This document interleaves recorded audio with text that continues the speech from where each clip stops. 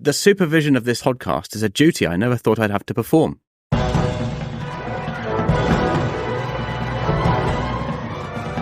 Hello and welcome to episode 422 of the Filmmakers Podcast. This is a podcast where we talk Filmmaking. From studio films to indie films to high-end TV to documentaries and Everything in between. how to get those made How to get them baptised. and how to try not to Royally sin. in our very Holy humble opinions. opinion. In holy opinions. I'm Giles Alderson, holier than thou. Who is thou? I am an I domini. Welcome to the Filmmakers Podcast, everyone.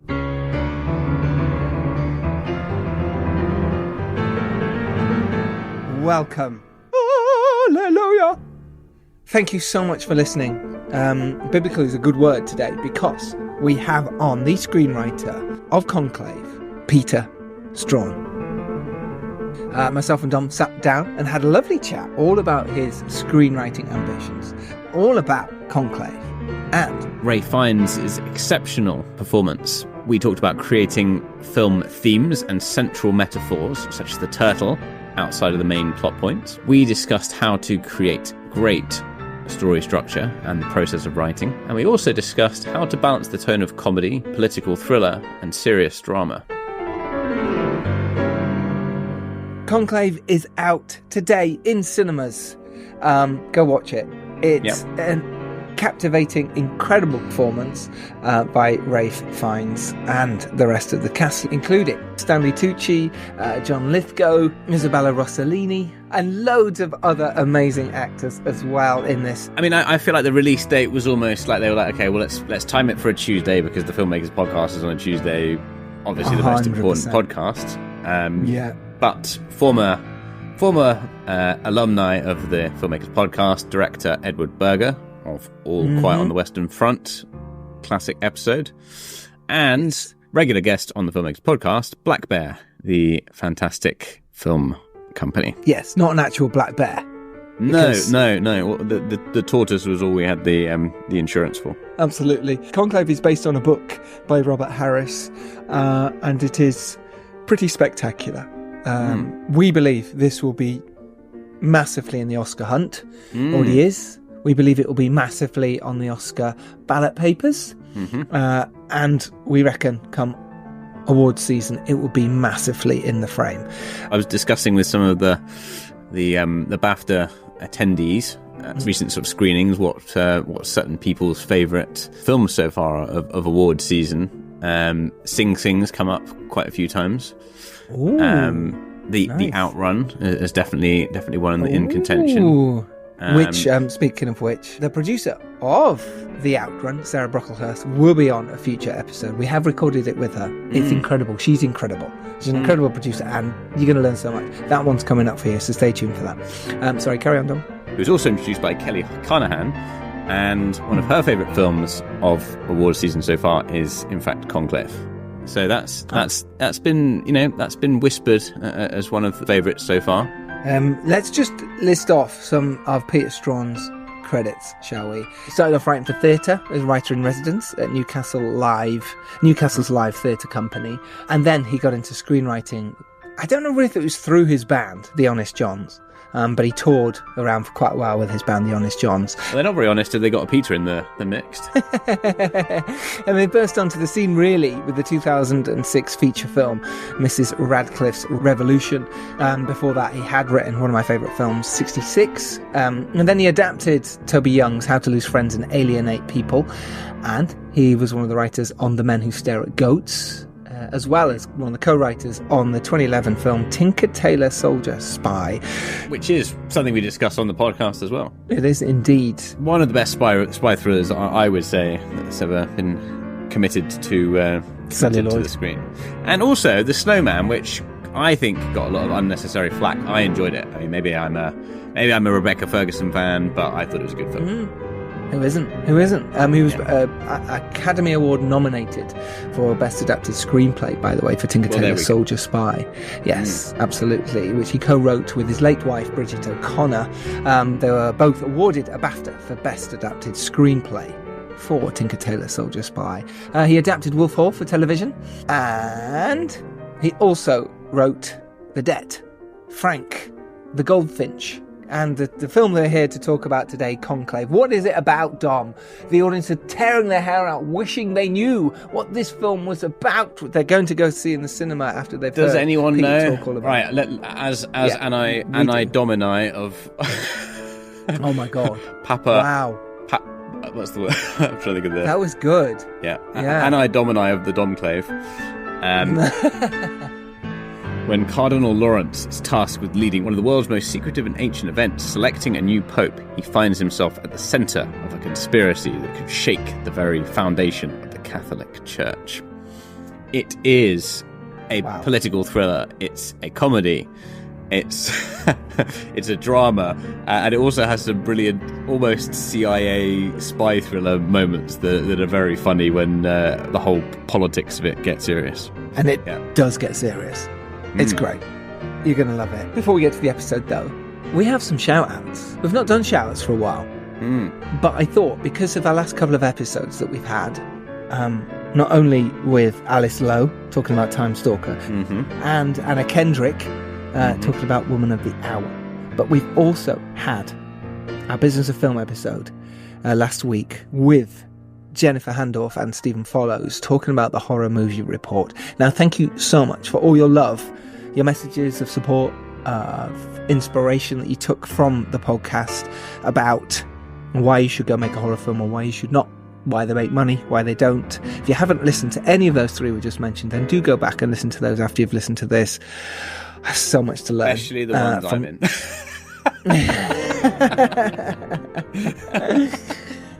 You'll learn more. I jest. I did see a lot of love for the horror one, which I had no part in at all. And, yes, well, I did ask you if you wanted to be. Yeah, let's do these shout-outs before this gets too silly. So, thank you so much for those who've given us the love, including Rebecca Rose, Sparkling Sophie, Lee Lennox, Louisa Conley Burnham, whose short film Sisters' Wives is doing ridiculously well right now and is on Channel 4 at the moment, Andrew Crawford, Molly Welsh, Will Kenning, Sai Ceci Guizel, whose documentary The Divided Island is in cinemas in about 3 days time, and Mark Coleman, whose film Members Club is out now. Go support. Hopefully he's on the podcast coming up very soon. Michael Ridley, he's an actor. He's been inspired by the podcast. Good luck to you. All the best to you, Michael. Michael J. Long, another Michael, who I had a great chat with on the phone. Good luck with your project, Michael. Radi Nikolov, Mark Hammett, and Jonathan Root. Huge shout outs to you. Thank you so much for those who have given us the love. If you want your name read out by myself and Dom, I've just said that. If you want that, then go to www.gilesholidayfund.com and donate now. Go there first. Go to Twitter or X. Give us some love on there, or on our Instagram page, The Filmmakers Podcast. On Twitter, we are Filmmakers Pod. If you're not following now, why not? And listen, go to our whole back catalogue of podcasts for you. Go there, filmmakerspodcast.com. Right, let's get to the episode, shall we? Here is our episode with Oscar nominated screenwriter and Bafta winning screenwriter Peter Straughn.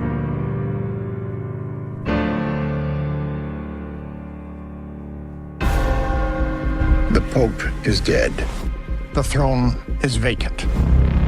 The conclave begins now. We're about to choose the most famous man in the world. And 1.25 billion souls watching. I'd say this is a pretty fair vision of hell. Well, don't be blasphemous, Ray. Hell arrives tomorrow when we bring in the Cardinals. No sane man would want the papacy. Some of our colleagues seem to want it. Another cardinal has just turned up. He was never on our list. He has to be an imposter. You look anxious. Everything under control.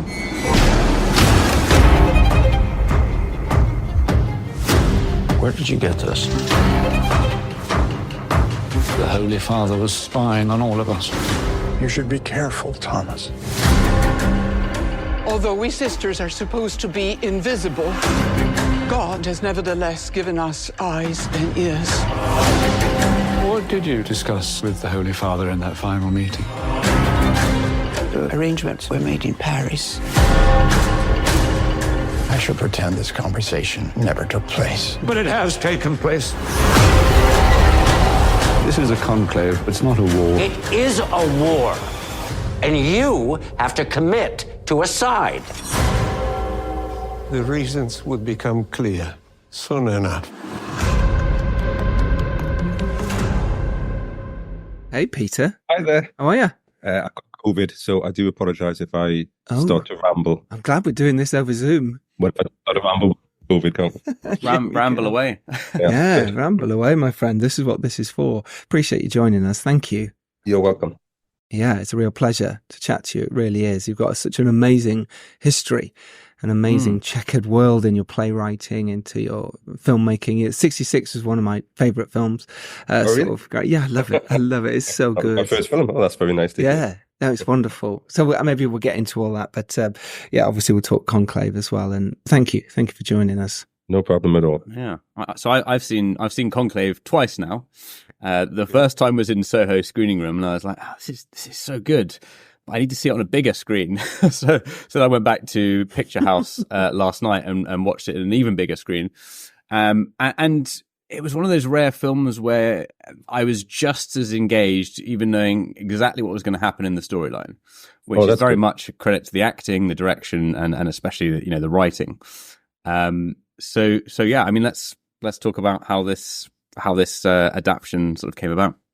Yeah. So I got sent the book by Tessa Ross, who had made a film called Frank with another producer, Robin Slovo, who had made a film Tinker Tailor Soldier Spy with. I sent the book, and I loved it. I read it, and I think I read it pretty much in a day. I mean, first and most importantly, really, Robert's a wonderful writer. It was sort of elegant. It was intelligent. It really worked as a thriller. I found it really gripping and entertaining. I think I wasn't perhaps expecting that so much. I think he did a really clever thing, which is all those sort of familiar political thriller tropes, that we know from all those great 70s movies. He made them new.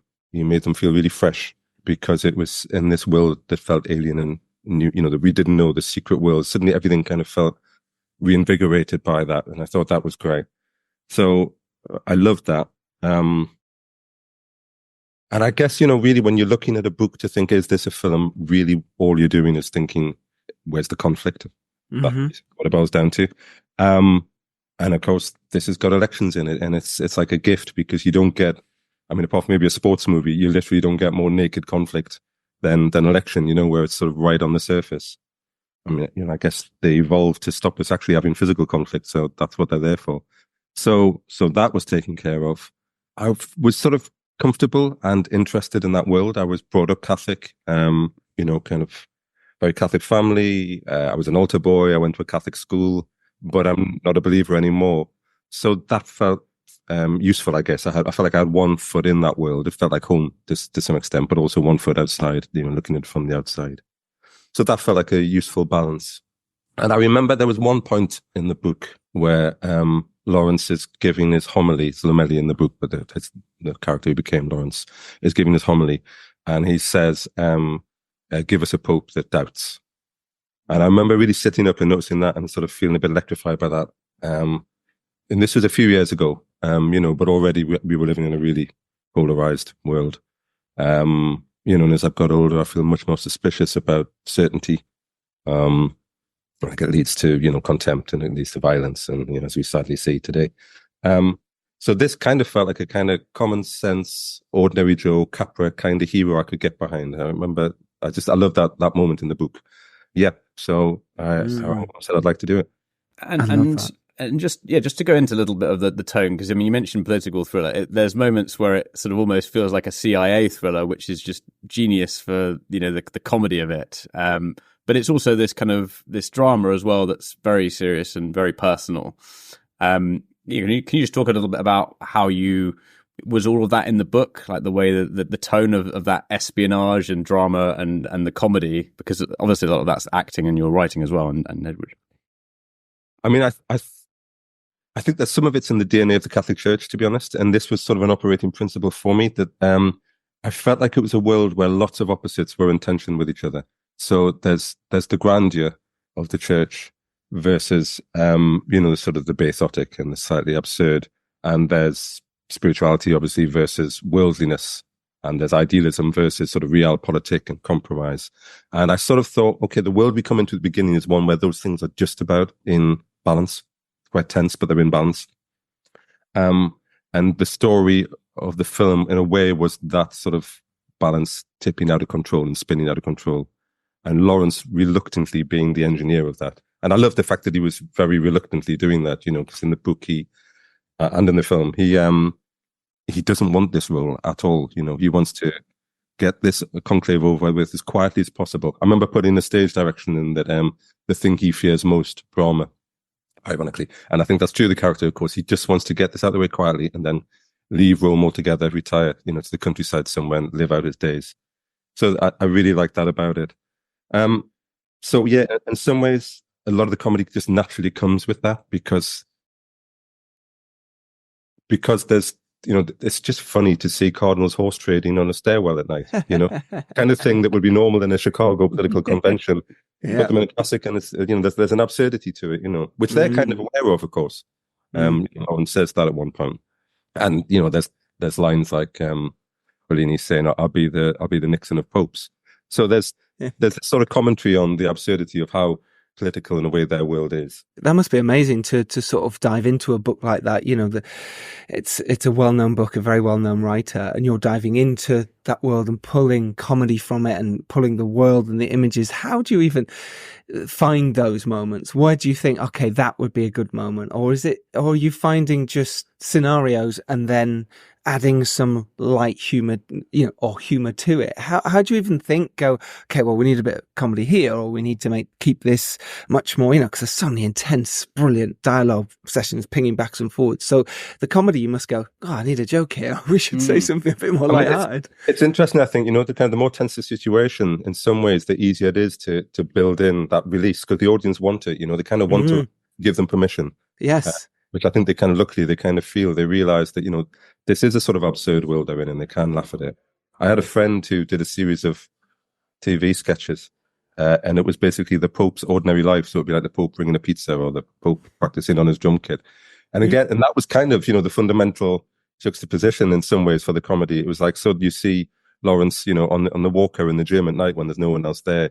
And you see the sort of, this was the other organizing principle, I think, for me. And it's to do with these conflicts of, opposites, that on the one hand, there's this scale to the Catholic Church. It's the oldest election in the world. It's the most absolute. It serves a constituency of like 1.5 billion people. Yeah. And the Vatican itself, those buildings, when you go into the Vatican, those buildings are there to intimidate. They're there to make you feel awe. It's an imperial citadel, really, and in the past, as you know, it was an imperial force. So there's that.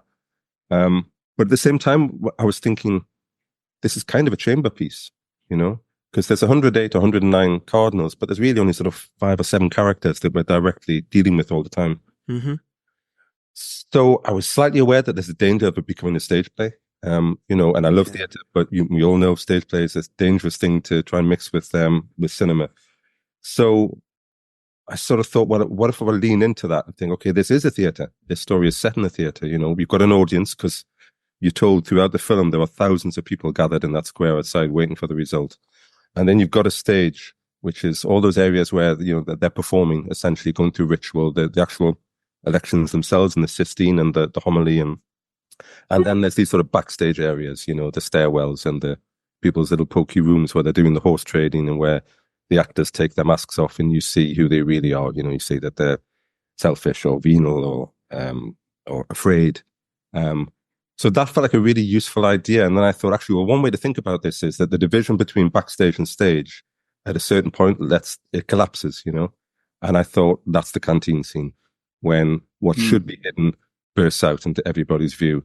And after that, the system won't hold anymore. It spins out of control. And, and then without going into details, there's a further element, which means that the whole system kind of collapses and they have to start again almost, So just going on to that, I mean, can we talk a little bit about, to add to Giles talking about comedy, let's talk a little bit about the tension, because there is some key showdown scenes with Ralph Fiennes and Isabella Rossellini, and also with John Lithgow, which are, two sort of characters where they are really against each other. And it sort of feels like personal ambitions, versus what they think the church is supposed to be doing. And there's not tremendous amounts of dialogue, but they're incredibly tense, showdown scenes effectively. Yeah. So, I mean, how do you build those tensions, in the dialogue and in the characters to be that exciting without over explaining it? I learned a lesson in Tinker Tailor, which is if you understand the sort of bandwidth, the emotional bandwidth that you're working in, you can do interesting things with that. If the characters are, losing the tempo all the time and shouting all the time, and you've got a lot of high emotions, it's very hard then to keep building that, Like I remember in Tinker Tailor, there's only one scene where Gary Oldman raises his voice, but it really punched because it's the only time he does it, so it really shot through. And it was a little bit like that with this as well. There's this, again, because I felt like everything was locked in this uneasy tension, there's this surface civility between them all, which is quite false and quite brittle. So they're all very courteous to each other at first. And then I think part of the way of getting across the audience that things were falling apart was to see that starting to crack. So I think Rafe has a line. John Lithgow says, "I'm going to pretend this discussion hasn't happened." And he says, "Well, it has happened." And he shouts after. Has bloody happened, yeah. He loses it for the first time. He's so powerful when he delivers those lines, like those little outbursts. Rafe, such a brilliant actor. He's such a fantastic actor, yeah. So, it's kind of that. It's about using it little and using it in the right place, I suppose, when to let the emotions spike like that. And obviously more and more that as we go on in the canteen scene is one of the ones where, everything, or the emotion really bursts out then. Yeah.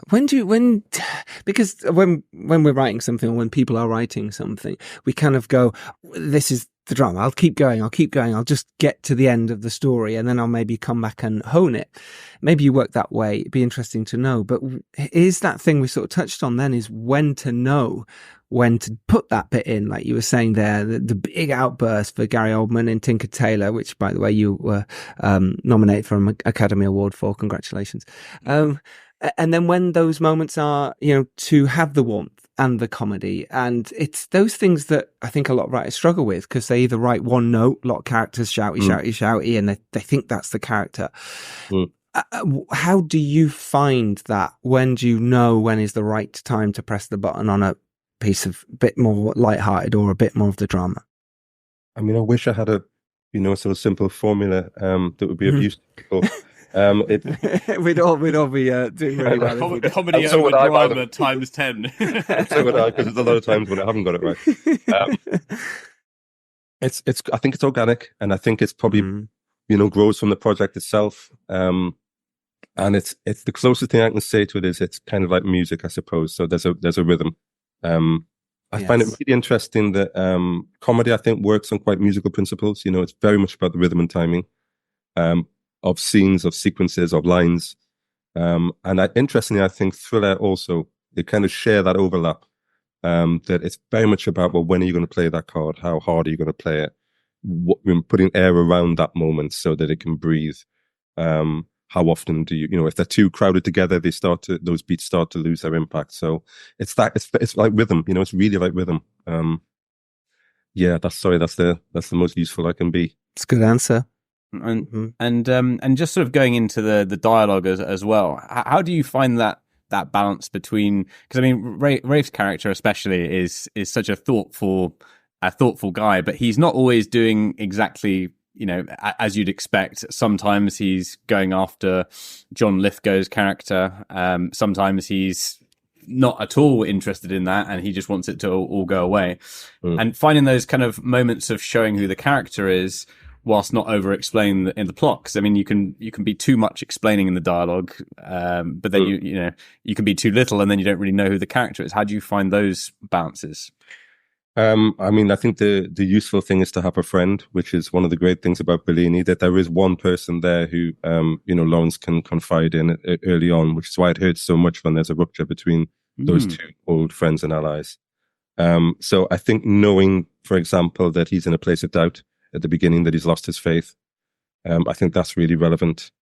And again, I kind of feel like there was something really useful about the reluctance of his role. That it's a classic kind of hero's journey thing, isn't it? That the hero must refuse the quest. That he desperately wants to be able to refuse this quest. And then this is what was useful, I think. If this had been a purely political drama, because in some ways I think Conclave deals with the universals. It does. It deals with. I think for a lot of people it's interesting because it feels like it's just about politics and about how we choose who will lead us and what sort of people want to be leaders and the dangers of that. So there is all of that, but it does have this thing that makes it different. It's not quite the same as those other secular areas, because the Conclave believe that the Holy Spirit is acting through them. So I think otherwise Lawrence would have probably agreed to back Tremblay. That scene where they're in the staircase at night and he goes along with it. I think in the secular world, you just go, yeah, we're going to compromise. He's probably the best of a bad bunch. But he can't really, because the idea is he's supposed to be listening very hard for what God tells him is the right thing to do. And so it pushes him way outside of his comfort zone. I like that. It's quietly subversive, I think, the film in its own way, partly to do with the ending, which, I won't go into, but I love the fact that I think if Lawrence had seen where this was going to end up at the very beginning, he would have been horrified, because he's a kind of establishment guy who ends up destroying the establishment, essentially, helping to bring it down. He's a very reluctant revolutionary. So I like that it's got this little quiet subversive element to it. How many drafts, again, it's so hard to put a number on it, because sometimes it's just a little polish or a little scene polish or a line polish. But let's say before we got to a draft where we're greenlit, everyone's moving forward, cast are happy, directors, Ed Berger, who we've had on the podcast before, is happy. How many drafts do you feel you do? How do you get through that stage in terms of notes, etc.? It's always interesting, especially with a film like this, where it's heavy and fascinating at the same time. There were a lot of drafts. There's always a lot of drafts, to be honest. But I feel like it was kind of maybe 3 drafts to have most of it there, which is pretty good. But again, Robert's a great writer. So yes, maybe 3 drafts, and then endless, slightly trying new things, slightly, moving things around. I was worried about the ending, that it came so close to the end. Was that a problem? We tried putting that earlier in the story, but it just didn't work. We had slightly different beginnings. So there was lots of smaller work going on, changing characters a little. But yeah, I'd say the kind of main skeleton was in place within about 3 drafts. And can you talk a little bit about those sub-themes that are sort of sometimes the magic that isn't the A plot and they're not the B plot? I mean, in this one, for instance, there's tortoises that are roaming around, the church, and they're almost like the sort of the metaphor. I mean, people always talk about the metaphor in the film that's like not the film. And I think they're a really hard thing to get your head around as a writer, like how you embed those outside the A story and the B story, and the sort of general plot devices, like things like that. I had this idea, which I've never actually told the others, and it might not make much sense, but the Conclave itself is so brilliant because, they lock those doors and then they're sealed off from the world entirely, and even information isn't supposed to pass through that sort of membrane. And that made me think, and yet Lawrence is desperate to receive instruction from on high, and he can't anymore. He prays and he gets no answer. So there was something about that really, really wanting to be given guidance, but being sealed off. It made me think of Waiting for Godot, weirdly. Yeah, great. That sort of, that little sort of cut off universe that you're in, where you're really not sure what the right thing is to do anymore, or where meaning is anymore, and you're waiting for God in this case. Yes. So, and I suppose it's what I was saying before about this not being quite like any of the secular political drama, because they believe that, God may give them signs. So I liked playing with putting things in which, for non-believers like myself, you think it's just a coincidence. But when you see it through Lawrence's eyes, he's looking for messages.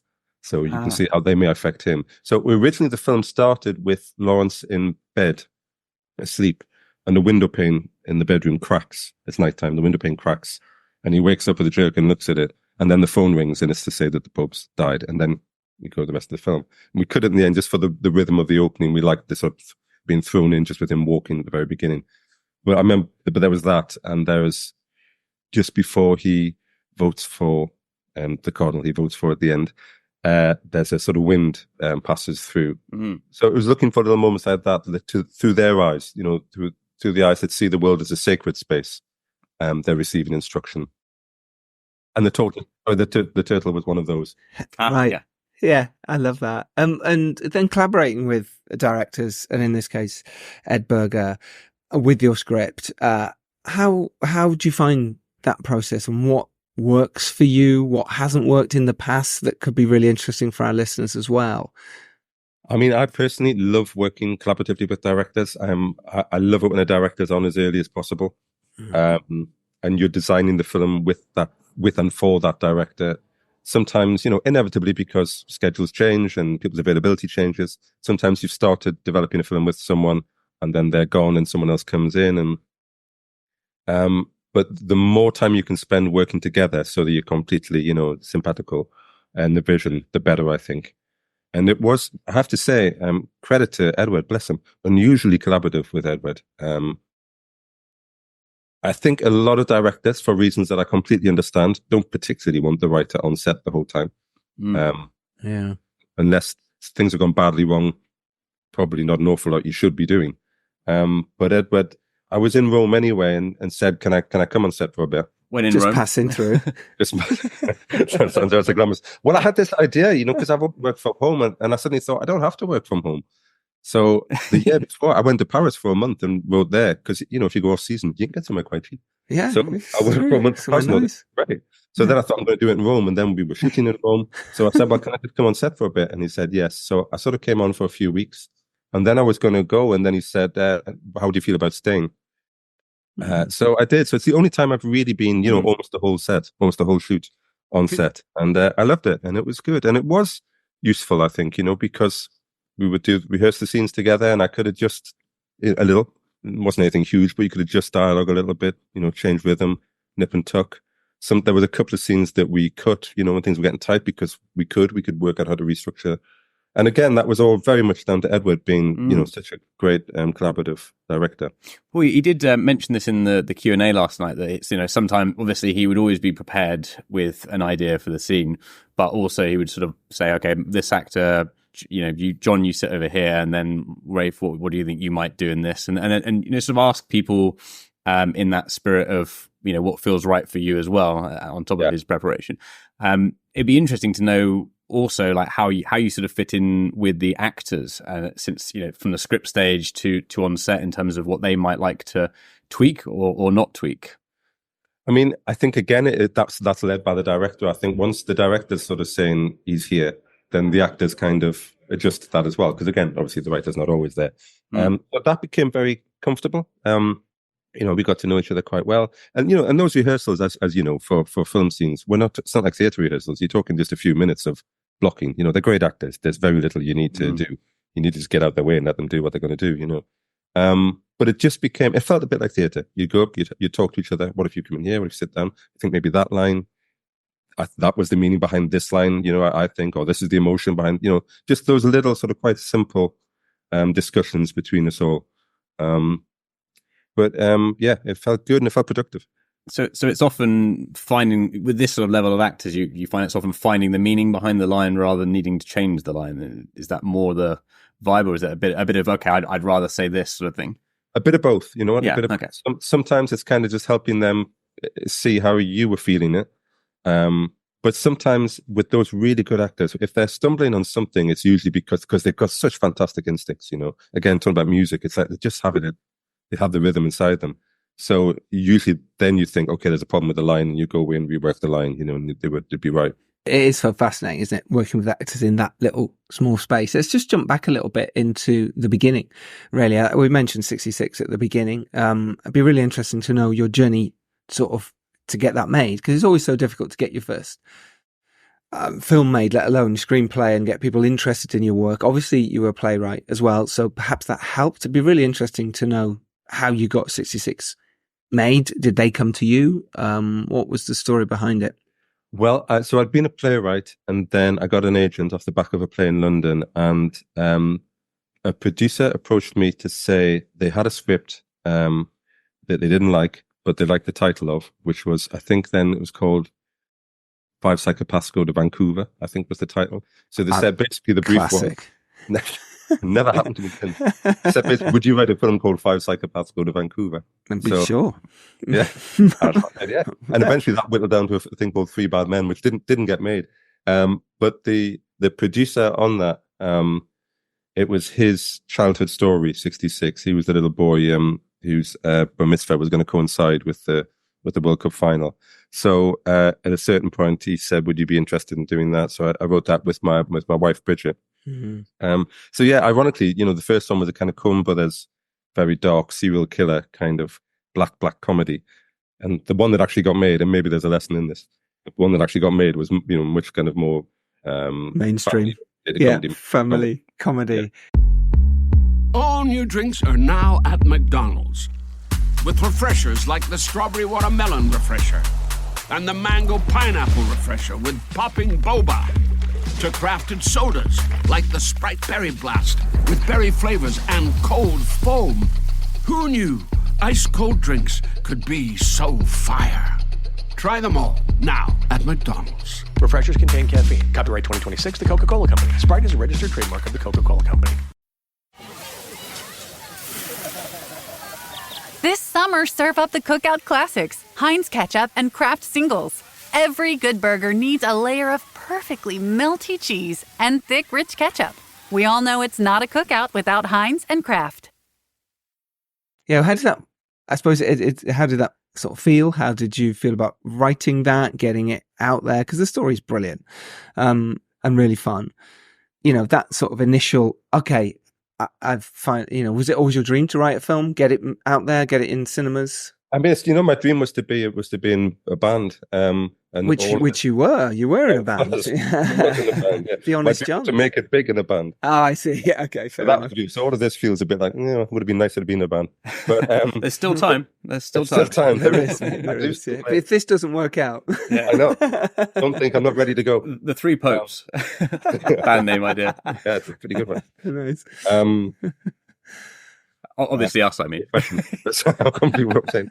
But I think there's a big dividing line between before you get a film made, and it felt like it was a long time of writing, working on scripts, and pitching ideas.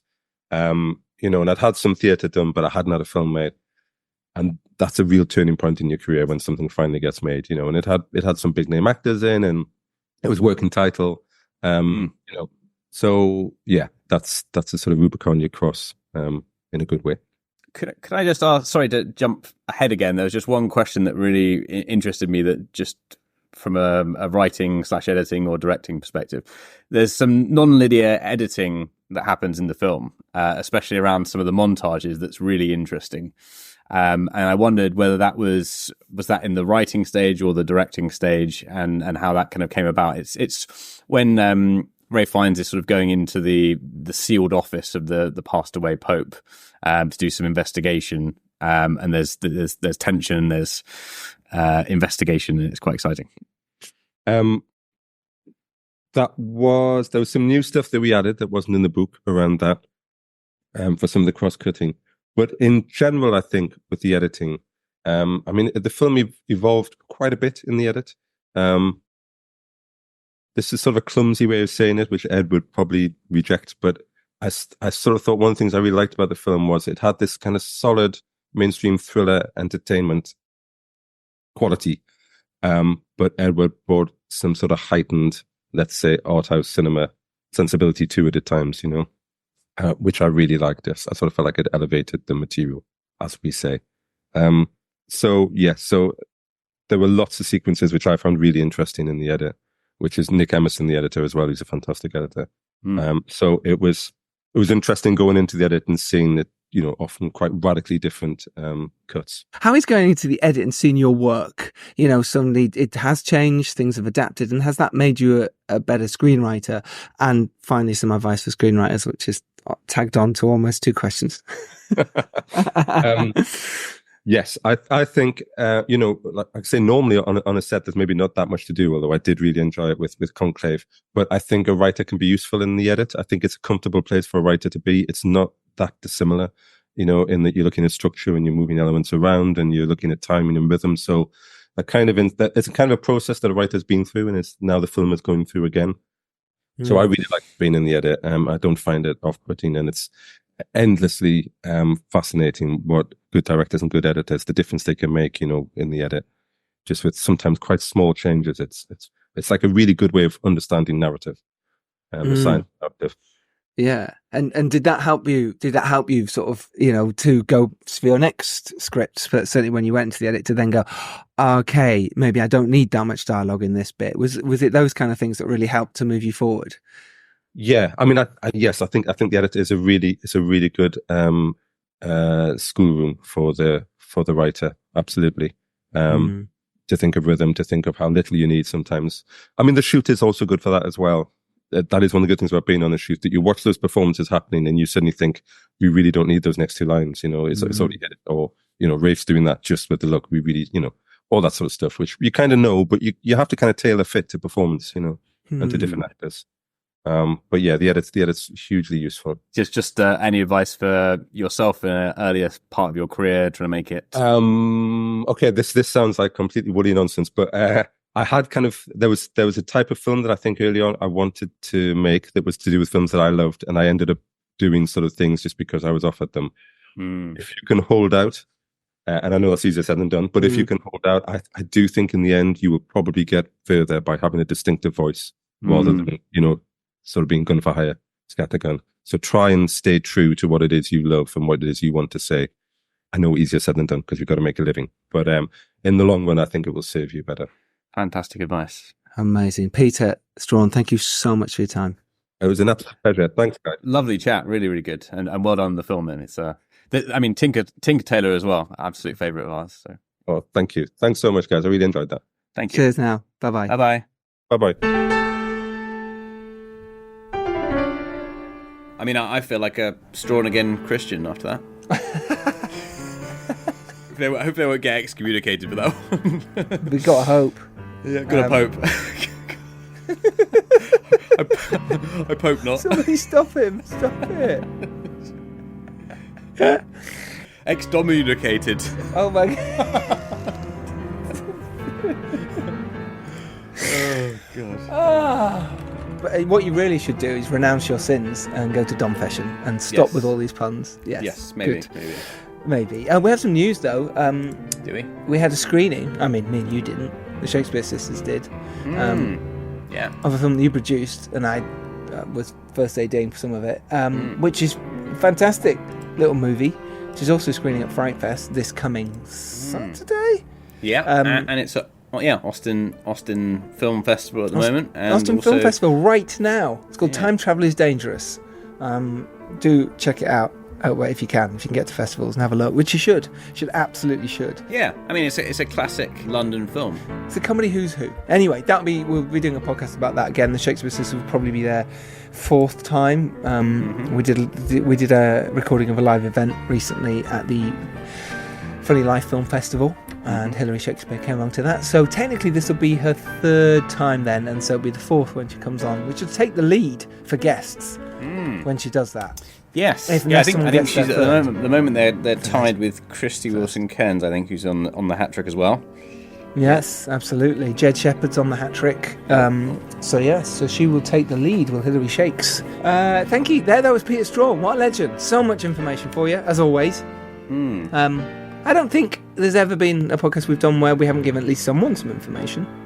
No. I mean, useless or useful is usually exactly. It's irrelevant, usually the question. Really. But this was a very, very useful one. This is like very much award season level of writing. It's very smart.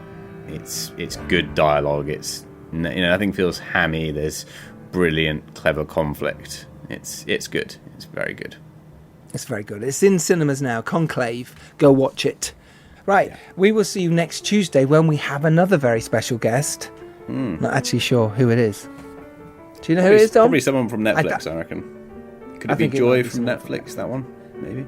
But excitingly, we might have Tyler Perry coming up, which I'm really excited by. Yeah. Oh, when's that recording? Oh, soon. And Kerry Washington might join as well as the producer. How exciting. And also, I'm going to be doing a very special episode with my pal Dan Richardson, because my documentary, Food for Thought, all about the environment, plant-based living, will be coming out on January the 1st. Very exciting. It's a documentary we made. It's taken a while, but we've got there. So that's exciting, how we did that. Why we're self-releasing this movie and not giving it to a distributor or sales agent. We'll tell you what that plan is and how we're doing it. That's exciting. A lot of work for me right now, but it's, part of the game, isn't it? It is part of the game. It is part of the game. So, thank you for listening. You are amazing. If you're lucky enough to rise up, if you're lucky enough to go to the lofty heights of the Pope, if you're lucky enough to go even higher, it is your duty to send the Pope-mobile back down. I was like, what's he gonna say? I loved it. We will see you next Tuesday. As always, you're amazing. Remember that you are, and I wish you well. Thanks, Dom. Thanks, Giles. Bye for now. Bye, everyone.